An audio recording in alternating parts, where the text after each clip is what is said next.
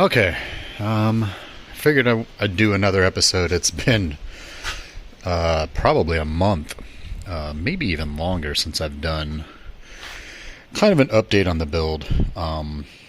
Still driving it. Pretty much drive it almost every day, even if it's just kind of around town. I haven't kind of taken it on any trips yet.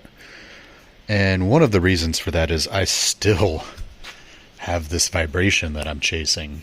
Kind of wanted to do an update on that. So I have taken both the...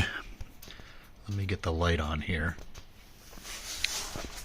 I have taken both the rear drive shaft and the front drive shaft and had them both rebalanced.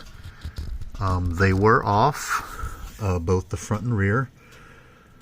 They were able to balance the front with the adapter on there. We believe that it possibly wasn't balanced initially with the adapter on, but I have had both of them balanced and still have a vibration. I haven't been under here in a little bit. I'm wondering if this is still leaking. Alright. But anyway, so still have the vibration. That's kind of been what I've been chasing lately. And to kind of recap, I have a vibration at between, actually about anything above 75. It's a first order vibration. I've done some research and found out that first order vibrations tend to be a balance issue with something in the drivetrain that is spinning. So that's what led me to believe that possibly I had some balance issues with the drive shafts. But I've redone, had them rebalanced. Issue's still there. I've ran the factory Colorado V6 drive shaft, the aluminum one. I still have it slightly. It's not as bad. I'm kind of getting close to a loss here. Still playing with it though, still trying to figure it out. I've changed some angles on the back. That didn't help. That's kind of what I was doing before I found out first order vibrations are actually balance related. So the next step I kind of pushed towards was my CV axles. So if you remember, I had RCVs. There's actually still an RCV on that side.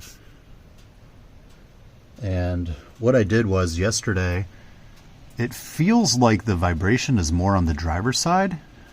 I don't know if that's just because I'm sitting on that side and the my air fuel ratio gauge is on that side, and that's what I'm seeing or hearing the vibration in. So what I ended up doing was yesterday I went ahead and put my factory CV back in, but I only did the driver's side. And I just took it out, just came back from a drive, and it's actually worse than it was before. So I don't know if it's something where maybe they were kind of balancing each other out a little bit, but next weekend I'm going to throw the factory CV back on the driver's or the passenger side and take it for another spin and kind of just see where we're at. But that's sort of where we stand right now. I believe my last video was the oil leak, and as you can see, I have not seen the leak return. Everything is still dry in there. I would get a drip on the oil pan right about there. And yeah, I haven't seen it come back. Haven't seen a leak in the transmission line since I went all in, but it looks like I might have something going on right here. I might have to maybe tighten that fitting again. I don't know if anybody remembers, but when I thought the front drive shaft was out of balance, it was actually moving enough that it was hitting these fittings. So it doesn't look like it's hitting the fittings still, but I may not have gotten that tight all the way. So I'll just double check that. Other than that, I'm not sure of anything else to kind of update on. Let me double check. Everything's still tight on the drive shaft for the front here. You know, I don't feel any... You know, I still have this kind of side-to-side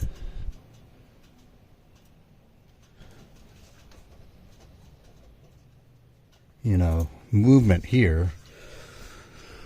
Not really sure if that's normal or not. Let's see.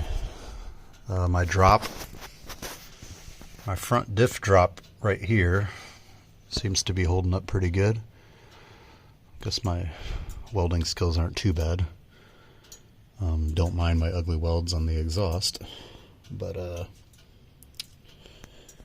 kind of another quick update is, so I'm still tuning. I'm not getting very consistent logs with the tuning, so I'm not entirely sure what the issue is with that. I've double checked. I had the leak here. I fixed that, so I haven't had any issues with the vacuum anymore as far as, throwing off idle and everything like it was before. But, yeah, I'm not really sure why it's so inconsistent, but, I have a feeling it might be an exhaust leak. So, I don't know how much you're going to be able to see here, but with the exhaust, I had to run these LT Hooker Blackheart swap headers, and they come with a flange, and the flange, I don't think it's sealed very well. It's just kind of like a metal gasket, and it's really hard to see if you've kind of seated that very well. So my plan is next weekend is I want to take the whole exhaust off, basically from here all the way. I want to take the entire thing off. I'm going to take it all off, cat back, basically from headers back, completely off. Kind of want to see what these, what this looks like once I take it off, to see. I can't see the inside to see if there's soot coming out, to kind of be able to tell if it's actually got a leak on that gasket or not. So I'm going to do that next weekend, take the whole exhaust off, kind of inspect everything. And while I do that, I'm going to pull the cat back, because I'm going to go ahead and install my other muffler, that X-Mod that I've shown in a previous video. I still don't have that on here, but I'm going to go ahead and do that, since that's kind of like the last thing to kind of be done with welding, and then get the exhaust back on, reseal, and hopefully, with some better gasket. And I've bought some of this stuff here. I'm going to give a try on it. It's a exhaust gasket maker. So I'm going to put that on both sides of the metal gasket and see if that helps seal it. Hopefully that works, and that's kind of all it is. And then after that, the tuning seems to, will hopefully get consistent, and then I can kind of wrap this thing up. Once I kind of seems like the tuning is getting consistent, I'm going to try to have a dyno tune done. I have a shop I've talked to, they're a little backed up. They can't necessarily get me in quick, but I've got a couple other options I'm exploring for the tuning aspect, because I'd like to just kind of, my tuning ability is very minimal, and I'd rather just, have an expert kind of just do all the tuning and be done with it. That's kind of where we stand right now. Now that the oil leak seems to be addressed, I'll probably throw the skid plates back on. I've got them out back there, so they're out and ready to kind of go back underneath the truck. I just haven't got around to throwing them on, and I'm not off-roading it yet because I want to get everything kind of completed. Oh my god, I lost a bolt right there. I'm gonna have to try to find that. But yeah, that's where we stand. I did get, so those, let's see.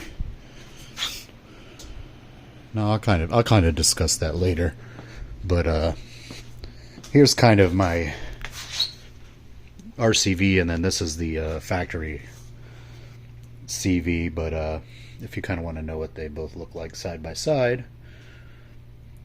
But yeah, I'm going to go ahead and throw that back in on the passenger side and then take it for another test drive and see how the vibration is. Hopefully the vibration is gone and I can kind of narrow this thing down and maybe figure out if it's actually the RCVs or not. But I need to do something because that vibration is not good, and I kind of want to get that taken care of so I can finish this thing up. I did install the sliders. I think I covered that in a previous video. The high marks are on. Everything else is pretty much done. It's just kind of getting these last little things kind of taken care of. Once I kind of get the tuning good, I do plan on doing another fluid and filter change on the transmission. And once that's done, that'll be the final kind of fluid flush. Should be good. I've already done the rear and front diffs after the re-gear, so they've already broken in. I've got about maybe 2,500 miles, so about 1,500 after the break-in. So I did a 1,000-mile break-in, switched the fluid out, and have done about 1,500 after. And then do have to put so I have the heat shield for the transmission, so I'm planning on reinstalling that after I do the last fluid and filter change.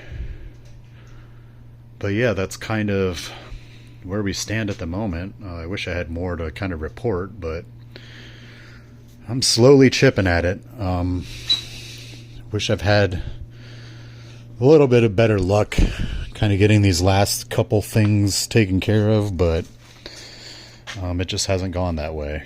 I really thought getting these drive shafts balanced that I would be kind of done with this vibration issue and can move forward, but it's just not working out that way. I don't really know what else to do.